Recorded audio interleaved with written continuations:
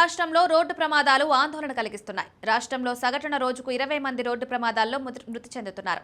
వీరిలో సుమారు 16 మంది అతివేగం కారణంగానే మృతి చెందుతున్నట్లు గణాంకాలు చెబుతున్నాయి.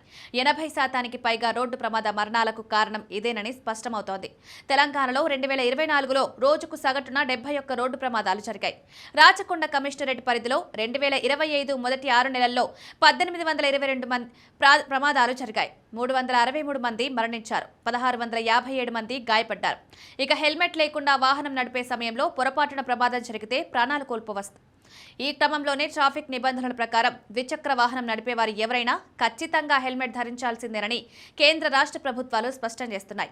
అందుకే ఇటీవల కేంద్ర ప్రభుత్వం కీలక నిర్ణయం తీసుకుంది. ఇకపై ద్విచక్ర వాహనాలు కొనుగోలు చేసే వారికి బండితో పాటు 2 హెల్మెట్లు అందించాలని ఆదేశాలు జారీ చేసింది.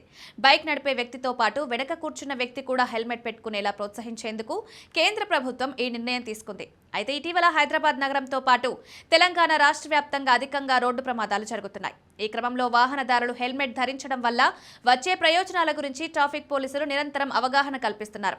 అంతేకాక హెల్మెట్ పెట్టుకుని డ్రైవింగ్ చేసే వారికి ప్రోత్సాహకాలు కూడా అందిస్తున్నారు. ఈ నేపథ్యంలో తాజాగా ఇలా హెల్మెట్ ధరించి ద్విచక్ర వాహనం నడిపిన మహిళలకు ట్రాఫిక్ పోలీసులు చీరలు పంపిణీ చేశారు. రామగుండం ట్రాఫిక్ పోలీసులు ఈ వినూత్న కార్యక్రమాన్ని చేపట్టారు. ప్రతి ఒక్కరూ బాధ్యతగా ట్రాఫిక్ రూల్స్ పాటించి పోలీసులకు సహకరించాలని ట్రాఫిక్ ఏసీపీ శ్రీనివాస్ తెలిపారు.